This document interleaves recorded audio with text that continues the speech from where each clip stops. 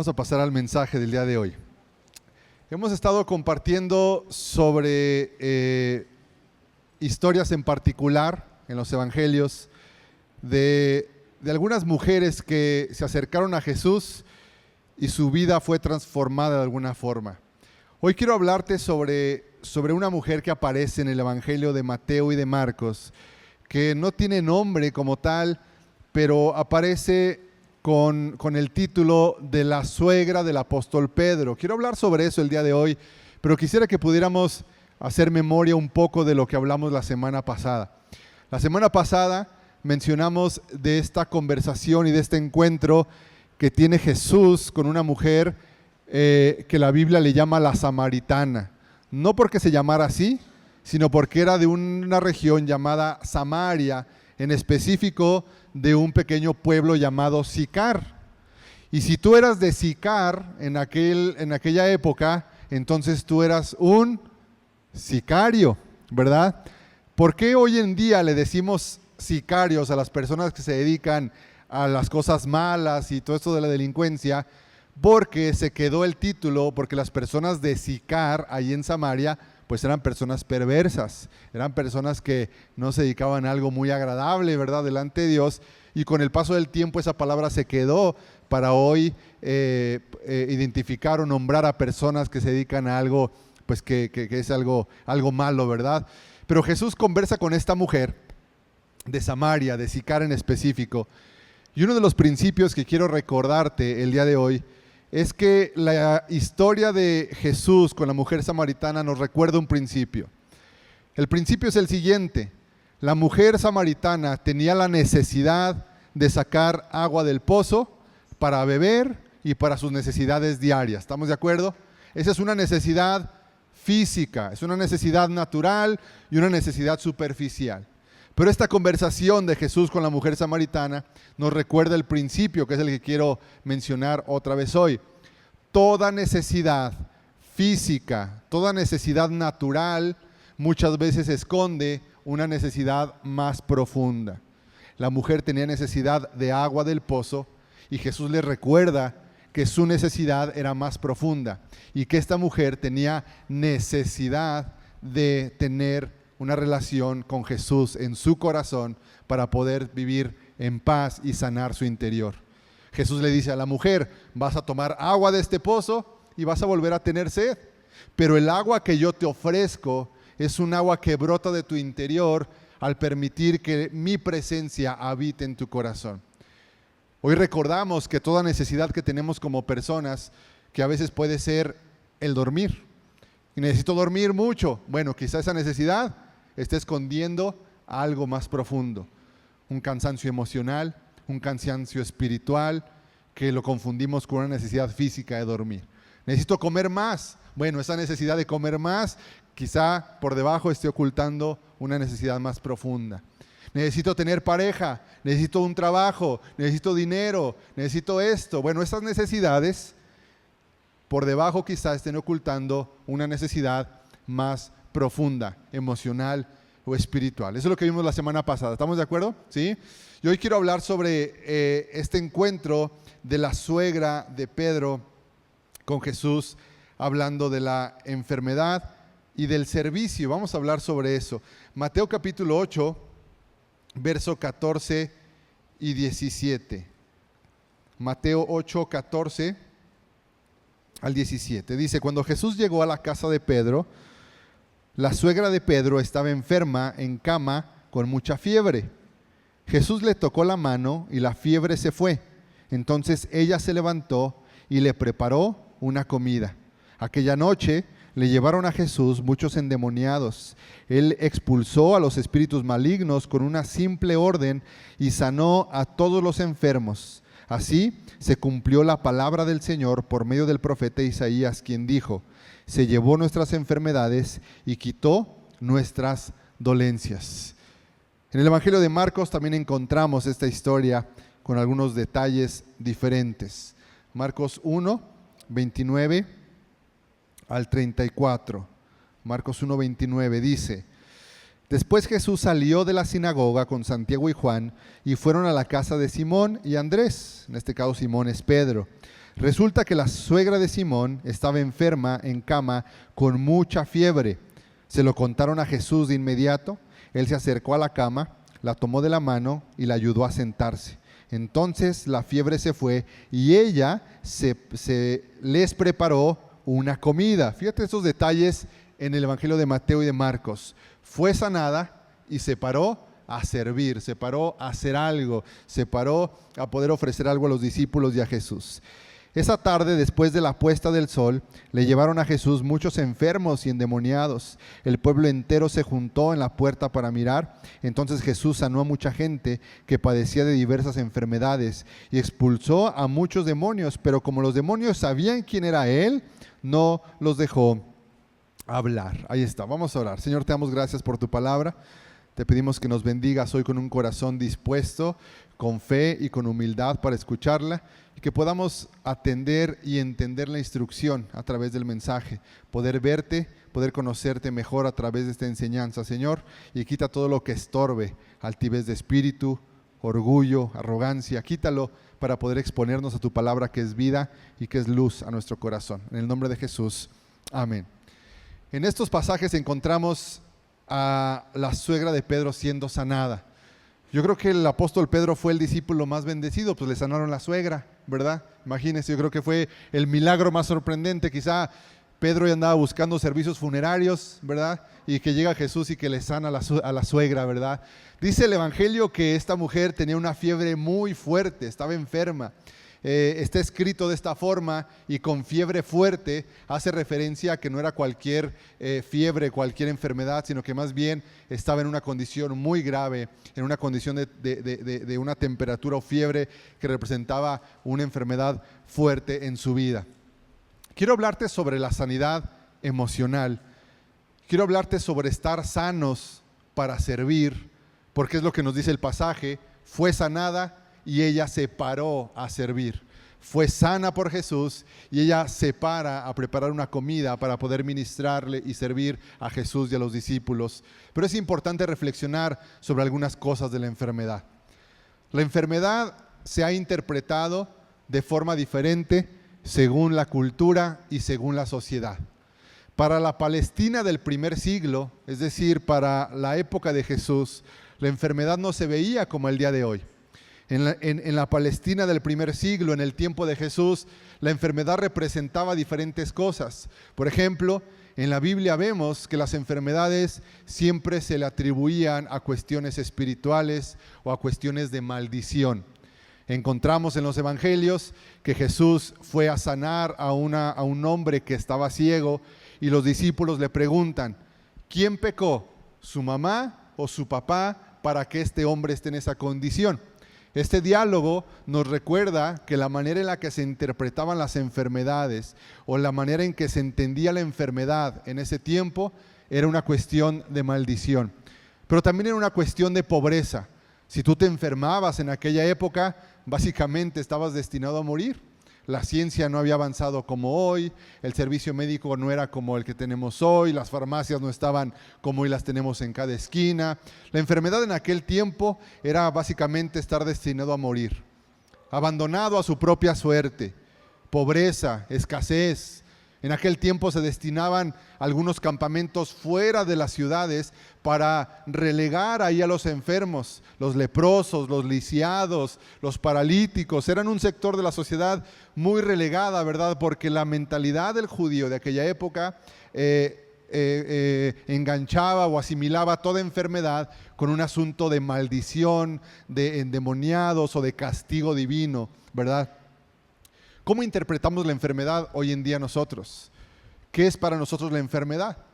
Quizás somos una sociedad que ha avanzado en años en la cuestión de la ciencia, y quizás nosotros podemos entender que la enfermedad es resultado de no cuidarse, una vida sedentaria, no alimentarse bien, no comer bien, no hacer ejercicio. Podríamos pensar que la enfermedad quizás es resultado de eso.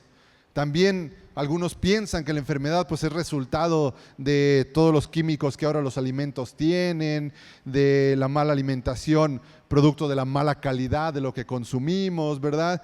Pero la enfermedad siempre ha estado ligada a la pobreza. La enfermedad siempre ha estado ligada a la pobreza. ¿Por qué? Porque tristemente, ¿verdad?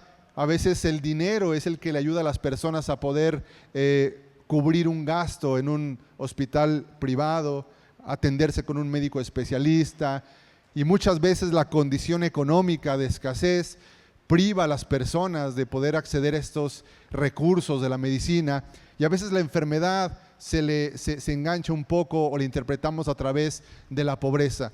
Nada es garantía y el dinero no nos da la garantía de tener la salud, pero para muchos quizá la enfermedad sea resultado también de la pobreza. ¿Qué pensamos los cristianos sobre la enfermedad? ¿Qué pensamos los cristianos sobre la enfermedad? Pues puede estar un poquito dividido la perspectiva, y quizá un sector de la iglesia, ¿verdad?, pueda decir que la enfermedad es resultado del pecado y que hay que orar por el enfermo y que todo tiene que ver con la cuestión espiritual. Y de alguna forma, sí, en algún sentido la enfermedad va muy ligada a lo espiritual y a la cuestión del pecado. ¿Por qué? Porque en el huerto del Edén no había enfermedad. Una de las consecuencias que vemos de la caída es que el cuerpo del ser humano empieza a decaer con los años, y con el decaimiento del físico y de la vida, pues empiezan las enfermedades. Pero también tenemos que entender, ¿verdad?, por otra parte, que Dios usa la medicina, los médicos y la ciencia para sanar, pero también reconocer que muchas enfermedades se manifiestan de forma psicosomática, es decir, las cuestiones físicas y enfermedades muchas veces están manifestando o anunciándonos que algo no está bien en nuestras emociones, que algo no está bien en nuestro corazón. Muchas enfermedades van ligadas a las cuestiones emocionales, situaciones del estómago, de los nervios, artritis, dolores musculares. Muchas veces eso tiene que ver con asuntos de las emociones que no están bien. La enfermedad es algo a lo cual no nos gusta pensar mucho a las personas, pero no te quiero hablar hoy sobre la enfermedad física, te quiero hablar sobre la enfermedad de las emociones. Y qué importante es estar sanos emocionalmente, estar sanos en nuestra forma de pensar para poder servir con efectividad en casa, a los nuestros, en nuestro matrimonio, y también servir con efectividad en el reino de Dios. Cuando no estamos sanos emocionalmente, cuando no estamos sanos mentalmente, entonces el servicio se convierte en algo muy pesado. Y déjame decirte algo que es muy importante. El llamado a servir a otros, el llamado a servir en casa, a la esposa, a los hijos, es una bendición servir a los demás. Pero cuando no tenemos el corazón sano ni los pensamientos sanos, lo que debería de ser una bendición se termina convirtiéndose en lo que nos destruye. ¿Se entendió lo que le dije? El servicio es una bendición, servir a otros es una bendición, servir en casa, a los hijos, la esposa, los hermanos, es una bendición. El problema no está en el servicio, el problema no está en servir a otros, el problema está en el corazón y en los pensamientos. ¿Cuántas veces hemos escuchado de ministros, de pastores, de servidores que se agotaron físicamente por servir, que se cansaron del matrimonio, que se cansaron de los hijos, que se cansaron de servir en el reino de Dios? Y el problema no es el matrimonio, ni el ministerio, ni los hijos, ni el servicio. El problema es no tener el corazón saludable, emocionalmente sano, mentalmente sano. Y lo que debería de ser una bendición se termina convirtiendo en lo que destruye la vida de la persona. Por eso es importante recordar esta historia. Primero, entender que Jesús fue a la casa de Pedro, sanó a la suegra de Pedro, y cuando fue sanada, ella se levanta para servir. ¿De qué manera nos podemos enfermar emocionalmente? ¿De qué manera nos enfermamos? ¿Qué pasa cuando una persona no está bien de sus emociones, de sus pensamientos y quiere servir a otros? La persona puede estar sirviendo desde la culpa. La persona puede estar sirviendo desde la amargura. La persona puede estar sirviendo desde una baja autoestima y está buscando en el servicio el reconocimiento, la aprobación o ser visto, algo que le ayude a sanar su estima, su corazón dañado. Y eso lastima mucho a la persona y afecta el servicio con otras personas. Es muy importante entender que la ira, la culpa, el resentimiento se entienden como una deuda. Fíjate bien, la ira es los otros me deben. La persona que tiene problema de ira, que tiene problemas con su carácter y que se enoja constantemente, que es una persona iracunda, en su corazón tiene una herida de deuda. ¿Cuál es la deuda? Me deben los demás. Las personas están en deuda conmigo. Deberían hacer porque yo necesito esto. La persona que batalla con la ira cree que a través de la ira es la forma en la que puede imponer para que las cosas se hagan como él o ella quiere que se hagan. ¿Por qué? Porque en su corazón tiene un sentimiento, una perspectiva de deuda. La ira es los otros me deben. ¿Y la culpa qué es? Si la culpa es una deuda, entonces la culpa sería yo le debo a los demás. Y el estar sirviendo, el estar relacionándose con otras personas, porque al final del día todos ofrecemos cierto servicio, en casa, con los hijos, esposo, esposa, en el trabajo, en la iglesia, no se diga, ¿verdad? Estar sirviendo desde estas heridas, estar sirviendo desde esta condición, afecta bastante la relación entre las personas. Si la herida del corazón tiene que ver con el autoestima, con una persona que no se siente satisfecha con quién es, que tiene una herida de falta de aprobación, de seguridad. A veces el querer servir a otros está motivado por el reconocimiento. Y tristemente, no siempre nos garantiza que el servir a otros nos vayan a dar el reconocimiento. La gratitud a veces falta en la vida de las personas. La persona a la que servimos no agradece, no reconoce lo que hacemos y entonces se acumula otra deuda. La persona sirve desde una herida, queriendo buscar reconocimiento y queriendo buscar que se le reconozca lo que hace. La otra persona no agradece, la otra persona no reconoce el esfuerzo que se está haciendo y ahora se añade otra herida que es la de la deuda. Te serví, no me agradeciste y ahora me debes. Pasa en el ministerio, pasa en la iglesia, pero también pasa mucho en la casa, pasa con los hijos.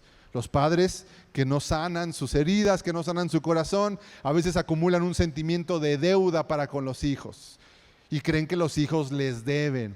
Hay que tener mucho cuidado en la forma en que reprendemos o exhortamos a nuestros hijos, porque nuestros hijos deben de entender y deben de conocer que nosotros no les servimos para que ellos nos paguen y que todo lo que les damos es porque es nuestra obligación y lo hacemos desde el amor, lo hacemos desde la seguridad de que ellos deben de recibir de nosotros. Ellos deben de conocer que tienen que aportar algo a cambio en casa, en el hogar. Pero hay que cuidar el estarle cobrando a los hijos lo que hacemos por ellos, porque eso puede lastimar a los hijos, puede lastimar nuestro corazón y lo que hacemos es únicamente atraer un sentimiento de deuda. Los hijos creen que deben a los padres, la culpa, los padres creen que los hijos les deben a ellos, la ira, el resentimiento.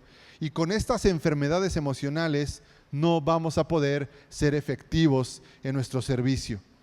La persona que sirve, la persona que está queriendo reflejar el carácter de Jesús para servir, es una persona que ha sido sanada por la obra del Espíritu Santo y entonces como consecuencia quiere servir a otros en gratitud, en reconocimiento de lo que Dios ha hecho por ellos, ¿verdad?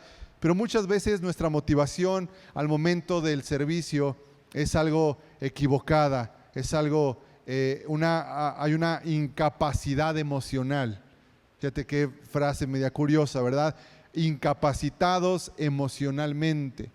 Una persona incapacitada emocionalmente es una persona que no conecta con los sentimientos de otra persona. Escucha cómo se siente, la ve o lo ve reír o llorar, pero no conecta emocionalmente con la persona. Somos muchas veces, fíjate, las experiencias y los traumas nos mutilan emocionalmente. Así como perder una extremidad por un accidente, una situación en la vida, una experiencia en la vida que nos afecta emocionalmente, nos puede mutilar emocionalmente. Dejamos de ser empáticos, dejamos de ser amables, dejamos de conectar con los sentimientos de otros, dejamos de conectar con la necesidad de otros, porque hemos sido mutilados emocionalmente. La experiencia, el dolor nos ha afectado, ¿verdad? Y la persona que está discapacitada emocionalmente, la persona que está afectada en su corazón, se hace varias preguntas. Las preguntas que se hacían los enfermos en el tiempo de Jesús. ¿Qué pensaba el ciego que sanó Jesús? El paralítico en el lago de Betesda, la suegra de Pedro con fiebre. En ese tiempo, ¿qué pensaban? Básicamente decían: estoy maldito. Si estoy enfermo es porque hay un pecado en mi vida. Si estoy enfermo es porque estoy acarreando una maldición. ¿Por qué a mí? ¿Por qué ahora, en este momento? ¿Por qué nadie me ayuda? ¿Por qué estoy solo? Las mismas preguntas que se hacían los enfermos en el tiempo de Jesús son las mismas preguntas con las que luchan muchas personas que se encuentran enfermos emocionalmente. ¿Por qué a mí? ¿Por qué en este momento de mi vida me siento solo? He dicho esto otras veces y es muy importante poderlo entender. Una cosa es sentirse solo y otra cosa es estar realmente solo. Son dos cosas diferentes. Los sentimientos son tan fuertes que los llegamos a confundir con la realidad. Y muchas veces muchas personas tienen sentimientos de soledad, pero no están solas, no están solos. Principalmente si conocen a Cristo, el Señor ha prometido estar contigo hasta el último día de tu vida. Hay personas cercas. La iglesia siempre representa una comunidad de fe a la cual te puedas acercar. Hay familiares, hay amigos, hay personas, pero el sentimiento de soledad es tan fuerte que nos llegamos a creer la mentira de que realmente estamos solos. Pero cuando caminamos en ese sentimiento de soledad, es porque estamos enfermos emocionalmente.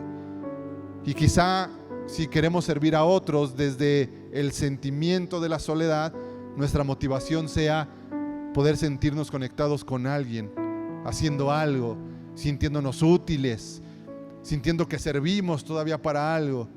Hay mucha gente a la que le cuesta dejar de hacer. Hay mucha gente a la que le cuesta dejar de hacer. No puede dejar de hacer porque es lo único que le da identidad, es lo único que le da propósito. El día que deja de hacer, se encuentra con que ha perdido lo fundamental, que es no sabe quién es. Y lo que hacemos parte de lo que somos, no al revés. Lo que hacemos parte de lo que somos. Primero es la identidad, primero es lo que soy y después es lo que hago. Pero muchas personas conectan con lo que hacen y no quieren dejar de hacer nunca, no quieren dejar de hacer, porque el día que dejan de hacer algo, pierden identidad. Su identidad la han confundido con lo que hacen. Y yo soy Juan, el operador de esta máquina. Yo soy María, la mamá de estos hijos. Yo soy José, el director de este trabajo. Y esa es su identidad. Y el día que lo dejan de hacer, se encuentran con una realidad y con una confusión que han perdido lo principal, que se han olvidado de quién son. Pero lo importante es entender este principio. Todo lo que hacemos parte de quienes somos, la identidad. De ahí parte lo que hacemos. Si no sanamos primero nuestra identidad y entendemos que Dios no está tan preocupado por lo que hacemos, sino que a Jesús le interesa más cómo está nuestro corazón, no vamos a poder avanzar en nuestra vida espiritual. Por eso es importante entender: sanos para servir. La mujer, mientras tuvo fiebre, aunque tuviera la voluntad de hospedar a Jesús y el deseo de cocinarle algo, no podía. Estaba incapacitada, su enfermedad no le permitía servir a otros. Si nuestro corazón está ardiendo en conflicto o dolor no resuelto, tu servicio será forzado, reactivo. Serás propenso al famoso burnout. Te terminará quemando lo que estás haciendo, ¿sí? ¿Por qué mucha gente se cansa en servir a Dios? ¿Por qué mucha gente se agota en lo que hace? Porque está muchas veces sirviendo desde la herida. buscando aceptación, reconocimiento, desde la deuda o desde el yo debo. Hay mucha gente que le gusta hacer cambalache con Jesús. Yo te sirvo y tú me das. Yo hago y a través de hacer tú me bendices. Y Jesús dice, no, yo no estoy esperando que tú hagas por mí. Y ponte a pensar en el corazón de Dios. Dios va a decir, ¿qué puedes hacer tú por mí? ¿Qué puedes hacer para mí que no pueda hacer yo solo? ¿Qué puedes hacer para mí que no pueda yo crear o hacer si todo lo he creado yo? No me interesa tanto lo que puedas hacer, me interesa más cómo está tu corazón. Me interesa que aprendas quién eres y de sanar tu identidad, como resultado venga lo que haces por mí, dice el Señor, por otros, por los demás, porque si no entonces nos acabamos, nos quemamos, somos propensos a forzar lo que hacemos, y para servir bien primero hay que estar sano por dentro. Es bien importante. El orden divino es sanar y luego servir. La enfermedad es debilidad, la ira debilita, la envidia debilita, los celos. No se puede servir con celos, no se puede tener buenos días de trabajo en la empresa, en el negocio, si en nuestro corazón hay celos, envidia por el compañero que ascendieron, celos por el compañero de trabajo, celos por el vecino que prospera y uno no, celos porque al hermano lo pusieron a hacer algo que yo quería hacer, celos porque el hermano ha avanzado más en su vida espiritual o qué sé yo. Desde esa condición de celos, de envidia, de falta de perdón, de orgullo, es una debilidad que nos está impidiendo poder servir con efectividad. Es revelador que Jesús no le pidió primero a la mujer que le diera de comer, primero la sanó. Primero es la identidad antes que la actividad. Jesús nos ve como personas antes que como obreros. Escúchame bien, Jesús primero te ve como persona antes como obrero. Ahora, hay una dinámica algo curiosa, y yo en lo personal he visto a personas que al momento de servir empiezan a sanar cosas. Lo he visto y a veces funciona así. Hay gente que a veces al momento de servir empieza a resolver o a sanar cosas. Y sucede, lo he visto. Pero no siempre es la regla y hay que tener mucho cuidado con creer que a través de hacer cosas para Dios la persona va a empezar a resolver asuntos. Porque es peligroso y empieza a afectarse más la vida de la persona. Y repito, lo que sería en principio algo para bendición, termina convirtiéndose en lo que amarga a la persona. Si el corazón no es sano, pones a servir a la persona y termina amargado o amargada. Termina en conflicto con otros hermanos, se termina dando cuenta de cosas que lo amargan, que lo afectan. Por eso lo importante es entender que Jesús nos ve primero como personas. Y cuando tu líder, cuando nosotros como pastores, cuando un líder de ministerio te dice, hermano, ahorita no es tiempo de servir, vaya al encuentro, tome su curso de formación de vida, asista a un grupo pequeño, asista a un discipulado, no se ofenda ni lo tome como que no queremos que sirva. Lo que nos interesa es que su corazón esté bien primero y no tener una iglesia llena de obreros, ¿verdad? O decir, ay, en Agape Austria tienen un montón de servidores, pero con un corazón que no está correcto, porque la gente se termina cansando. Jesús desea restaurar tus emociones para que tu servicio fluya desde la plenitud y no desde la carencia o la búsqueda de validación. Fíjate bien, Jesús quiere sanar tus emociones, restaurar tu identidad para que de ahí fluya tu servicio en plenitud, en amor, y que no estés sirviendo desde la carencia, desde la búsqueda de validación o de propósito. El toque en la herida de Jesús es importante. Jesús tocó la mano de esta mujer y fue sanada. Jesús desea tocar nuestro corazón. El acercamiento de Jesús a esta mujer ocurre en la intimidad de la casa, en la intimidad del hogar. Jesús no buscaba llamar la atención con su poder. Jesús no buscaba castigar a sus enemigos con su poder. Y quiero que podamos medio fantasear un poco.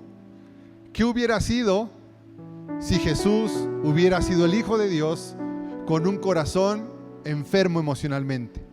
Hubiera usado su poder para hacerse valer. Hubiera usado su poder para humillar a sus enemigos, para llamar la atención de medio mundo, para hacer exhibiciones de milagros y buscar el reconocimiento. Pero Jesús no lo hizo así. Jesús hizo milagros en privado, en la intimidad de un hogar. Le decía a las personas que guardaran silencio sobre el deseo de manifestar que Él era el Hijo de Dios. Jesús, con un corazón sano, no buscó la aprobación, no buscó la manifestación de poder para imponerse, para vengarse de sus enemigos, para manifestar sus milagros y llamar la atención. Jesús lo hizo en lo privado, porque tenía el corazón correcto. Él sabía quién era. Por eso el ministerio de Jesús, fíjate bien, por eso el ministerio de Jesús comienza con el bautismo de Juan el Bautista que hace con Jesús. Ahí comienza el ministerio de Jesús. Juan el Bautista le dice: no, tú deberías de bautizarme a mí. Y Jesús dice: no, tú tienes que bautizarme a mí porque eso es lo correcto.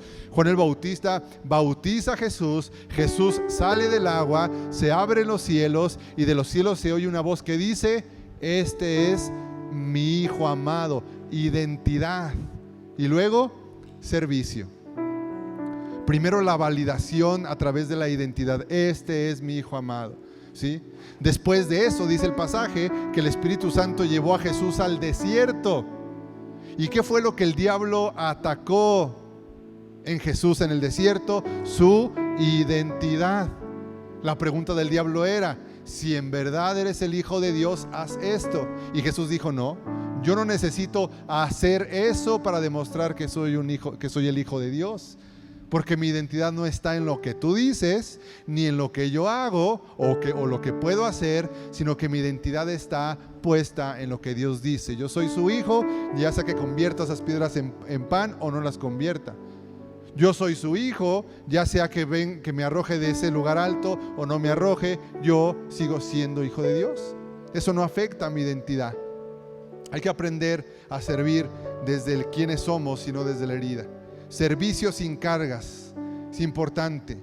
Hay que servir con alegría. Cuando eres sano emocionalmente, no sirves por obligación, por culpa o por llenar vacíos. Sirves de la gratitud, sirves desde la gratitud.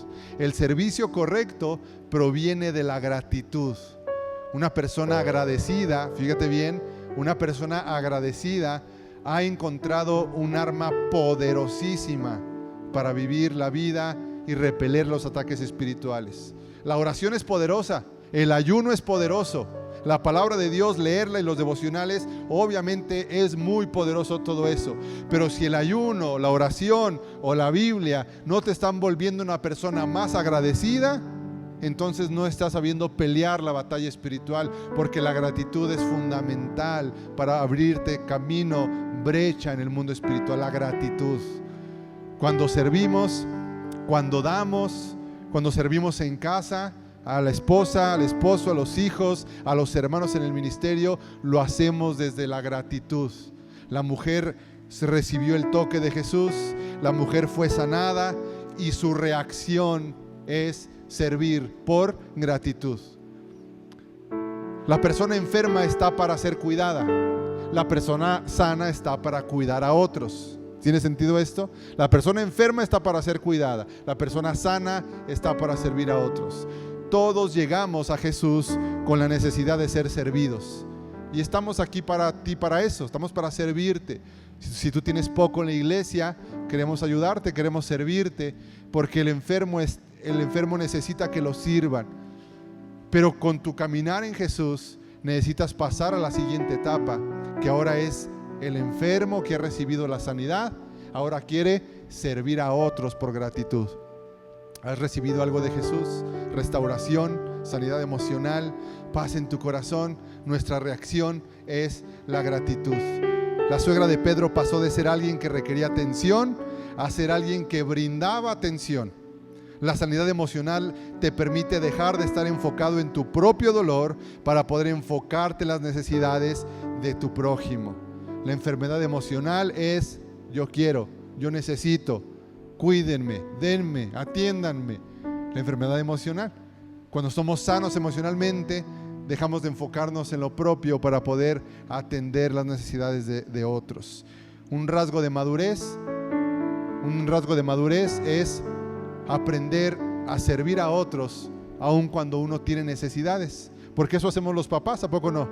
Tú como papá tienes necesidades, pero tú tienes que servir a tus hijos. Tienes que salir a trabajar. Tienes que estar al frente de tu hogar, mamá. Tienes que estar al frente, ¿verdad? ¿Por qué? Porque eres madura, porque eres la mamá o porque eres el papá. Así en la vida espiritual es lo mismo. Maduramos cuando empezamos a manifestar que podemos atender a otros. Nos preocupamos por otros cuando nosotros también seguimos peleando nuestras propias batallas. No ignores tu salud emocional. No te excuses en que estás muy ocupado, porque el día en que te desocupas te encuentras con la realidad de que algo no está bien aquí adentro. Un servidor herido suele herir a otros. Un servidor sano es un reflejo del carácter de Cristo. ¿Cómo te sientes hoy en tu salud emocional? ¿Cómo te sientes en tu servicio a Dios? Con esto terminamos y quisiera que reflexionáramos un poquito. Si tú estás involucrado en un servicio, si te está pesando servir en casa a los tuyos, reflexiona unos segunditos. ¿Desde qué condición de mi corazón estoy sirviendo? ¿Desde la deuda? Creo que me deben, por eso todo lo hago con enojo, con ira. Creo que me deben y mi servicio es desde la deuda. O creo que yo debo y mi servicio es desde la herida de creo que yo le debo a otros. ¿Desde qué corazón estamos sirviendo? ¿Oramos? Señor, te damos primero que nada gracias por tu palabra esta tarde, Señor. Y te pedimos que nos ayudes a reconocer esa condición del corazón que a veces no nos permite ser efectivos en esta característica primordial del reino de Dios, que es el servicio. Tú mismo dijiste, Jesús, que habías venido a este mundo no para ser servido, sino para servir. Por eso hoy reconocemos que el servicio a otros es una característica fundamental de un hijo de Dios. Pero también reconocemos que hay situaciones en nuestro corazón que no nos están permitiendo disfrutar del servicio, Señor, en casa, a los nuestros, pero también en la iglesia, aquí con los hermanos, en los ministerios. Ayúdanos a reconocer, Señor, si batallamos con una condición de deuda que se manifiesta en ira, en culpa, en resentimiento.